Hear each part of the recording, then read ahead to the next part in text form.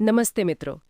શિક્ષણની દુનિયામાં અને ખાસ કરીને જ્યારે આપણે શિક્ષક બનવાની તૈયારી કરી રહ્યા હોઈએ ત્યારે પાઠ આયોજન એટલે કે લેસન પ્લાનિંગનું મહત્ત્વ સમજવું અનિવાર્ય બની જાય છે.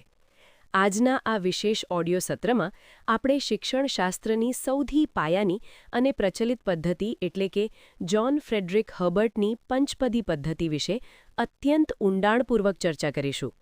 આ પદ્ધતિ માત્ર પરીક્ષાના દૃષ્ટિકોણથી જ નહીં પરંતુ એક આદર્શ શિક્ષક તરીકે વર્ગખંડમાં પ્રભાવી શિક્ષણ કાર્ય કરવા માટે પણ ખૂબ જ ઉપયોગી છે. પ્રસ્તાવના અને ઐતિહાસિક પૃષ્ઠભૂમિ. જ્હોન ફ્રેડરિક હર્બર્ટ એક મહાન જર્મન શિક્ષણશાસ્ત્રી અને મનોવૈજ્ઞાનિક હતા. તેમણે પ્રતિપાદિત કર્યું કે શિક્ષણનું મુખ્ય ઉદ્દેશ્ય વિદ્યાર્થીના નૈતિક ચરિત્રનું નિર્માણ કરવાનો છે.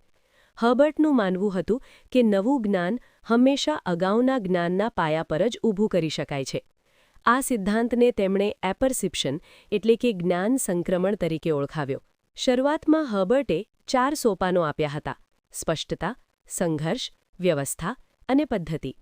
પરંતુ સમય જતાં તેમના શિષ્યો ઝિલર અને રેને તેમાં સુધારા કર્યા અને તેને 5 તાર્કિક સોપાનોમાં વિભાજિત કર્યા, જે આજે હર્બર્ટની પંચપદી તરીકે વિશ્વભરમાં પ્રસિદ્ધ છે.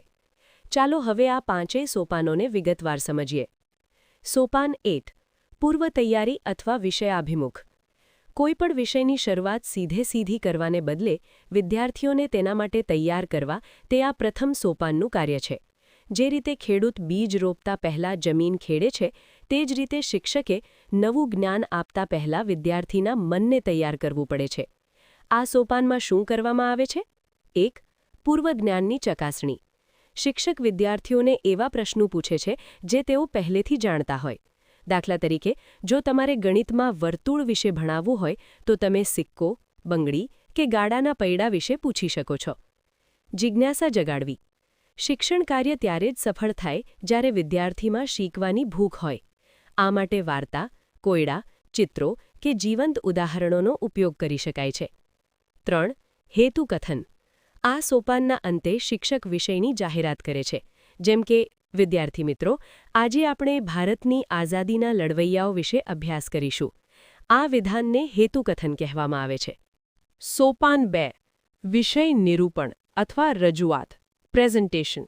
જ્યારે વિદ્યાર્થીઓ માનસિક રીતે તૈયાર થઈ જાય ત્યારે ખરેખરું શિક્ષણ કાર્ય શરૂ થાય છે. આ સોપાન પાઠનો મુખ્ય ભાગ છે. રજૂઆત વખતે ધ્યાનમાં રાખવાની બાબતો. શૈક્ષણિક સાધનોનો ઉપયોગ.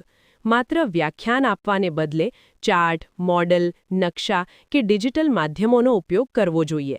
જો તમે સમાજશાસ્ત્રમાં સામાજિક સંસ્થાઓ વિશે સમજાવતા હો તો કુટુંબ કે લગ્ન સંસ્થાના ચાર્ટ દ્વારા રજૂઆત વધુ અસરકારક બને છે. ભાષાની સરળતા. શિક્ષકની ભાષા વિદ્યાર્થીઓના માનસિક સ્તર મુજબની હોવી જોઈએ. સક્રિય ભાગીદારી. શિક્ષણ એ એકતરફી પ્રક્રિયા નથી. રજૂઆત દરમિયાન શિક્ષકે વચ્ચે પ્રશ્નો પૂછીને વિદ્યાર્થીઓને સક્રિય રાખવા જોઈએ. તાર્કિક ક્રમ. માહિતી હંમેશા સરળથી કઠિન તરફ અને જ્ઞાતથી અજ્ઞાત તરફ જ જવી જોઈએ. સોપાન 3: તુલના અને સહસંબંધ. નવું જ્ઞાન ત્યારે જ સ્થાયી બને છે જ્યારે તેને જીવનના અન્ય પાસાઓ સાથે અથવા અગાઉના જ્ઞાન સાથે જોડવામાં આવે. હર્બર્ટ આ સોપાનને અત્યંત મહત્વનું ગણે છે. તુલના કેવી રીતે કરવી? જ્યારે શિક્ષક કોઈ નવો ખ્યાલ સમજાવે ત્યારે તેને મળતા આવતા અન્ય ખ્યાલ સાથે તેની સરખામણી કરવી જોઈએ. જેમ કે, જો તમે ગુજરાતની ભૂગોળ ભણાવતા હો તો તેની તુલના ભારતના અન્ય રાજ્યોની ભૂગોળ સાથે કરી શકાય. આનાથી વિદ્યાર્થીઓને સામ્યતા અને તફાવત સમજવામાં સરળતા રહે છે. સહસંબંધ દ્વારા વિદ્યાર્થી સમજે છે કે વિજ્ઞાનનો કોઈ નિયમ ગણિતમાં કેવી રીતે લાગુ પડે છે અથવા ઇતિહાસની કોઈ ઘટનાની અસર સમાજશાસ્ત્ર પર કેવી રીતે પડી છે. આ તબક્કે મગજમાં વિચારોનું જોડાણ થાય છે. સોપાન 4: સામાન્યીકરણ. આ તબક્કો બૌદ્ધિક ક્ષમતાના વિકાસ માટે છે. તુલના અને રજૂઆતના અંતે વિદ્યાર્થીઓ જે નિષ્કર્ષ પર પહોંચે તેને સામાન્યીકરણ કહે છે. આ તબક્કાનું મહત્વ. અહીં શિક્ષકે સીધા નિયમો આપવાને બદલે વિદ્યાર્થીઓને તે નિયમ તારવવા માટે પ્રોત્સાહિત કરવા જોઈએ.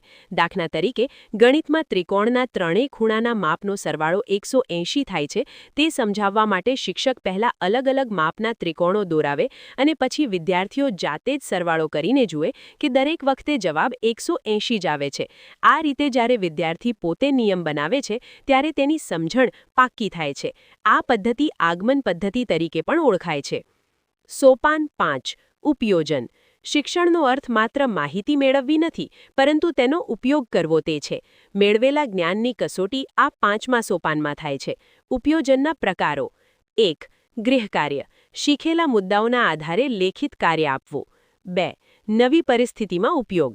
જો વિદ્યાર્થીએ વ્યાકરણમાં સંધિ શીખી હોય તો નવા શબ્દોની સંધિ છૂટી પાડી શકે તે તેનું ઉપયોજન છે. 3. મૂલ્યાંકન. નાના પ્રશ્નો, MCQ કે કસોટી દ્વારા શિક્ષક જાણી શકે છે કે વિદ્યાર્થીએ ખરેખર કેટલું શીખ્યું છે. જ્યારે જ્ઞાનનો વાસ્તવિક જીવનમાં ઉપયોગ થાય ત્યારે જ તે સાર્થક ગણાય છે. સ્પર્ધાત્મક પરીક્ષાઓ જેવી કે ટેટ કે ટેટમાં જ્યારે તમે મનોવિજ્ઞાન કે શિક્ષણના સિદ્ધાંતો ભણો છો અને તેના આધારે પ્રશ્નો સોલ્વ કરો છો ત્યારે તે પણ એક પ્રકારનું ઉપયોજન જ છે. હર્બર્ટની પંચપદીના ફાયદા અને મર્યાદાઓ. ફાયદા. વૈજ્ઞાનિક અભિગમ. આ પદ્ધતિ તાર્કિક ક્રમ પર આધારિત છે. શિક્ષક માટે સરળતા. નવા શિક્ષકો માટે પાઠ લેવા માટે આ એક ઉત્તમ માર્ગદર્શિકા છે.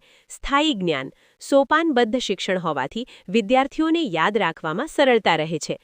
સર્વાંગી વિકાસ. તે માત્ર સ્મૃતિ પર નહીં પરંતુ સમજણ અને પ્રયોગ પર ભાર મૂકે છે. મર્યાદાઓ. સમયનો અભાવ. 5 સોપાનોને એક જ તાસમાં પૂર્ણ કરવા ક્યારેક મુશ્કેલ બને છે. યાંત્રિકતા. ક્યારેક આ પદ્ધતિ ખૂબ જ જડ બની જાય છે, જેમાં શિક્ષકની સર્જનાત્મકતા દબાઈ શકે છે. બધા વિષયો માટે યોગ્ય નથી. કવિતા કે રસાસ્વાદ જેવા વિષયોમાં જ્યાં લાગણીઓ મહત્વની છે ત્યાં આ તાર્કિક પદ્ધતિ કદાચ ઓછી અસરકારક નીવડે. નિષ્કર્ષ. હર્બર્ટની પંચપદી પદ્ધતિ આજે પણ ભારતીય શિક્ષણ પ્રણાલીમાં પાઠ યોજનાનો પાયો છે. એક આદર્શ શિક્ષકે આ પદ્ધતિની સાથે આધુનિક શિક્ષણ પદ્ધતિઓનો પણ સમન્વય કરવો જોઈએ. જો આપણે વિષયાભિમુખથી લઈને ઉપયોજન સુધીના પ્રત્યેક સોપાનને સાચી નિષ્ઠાથી અનુસરીએ તો વર્ગખંડનું વાતાવરણ જીવંત અને જ્ઞાનવર્ધક બની શકે છે. આશા છે કે આ વિસ્તૃત માહિતી તમને તમારી શૈક્ષણિક કારકિર્દી અને આગામી પરીક્ષાઓમાં ખૂબ જ ઉપયોગી સાબિત થશે. શિક્ષણ ક્ષેત્રે આગળ વધવા માટે અને આવી જ ઊંડાણપૂર્વકની માહિતી મેળવવા માટે સતત અભ્યાસ કરતા રહો. ધન્યવાદ અને શુભેચ્છાઓ.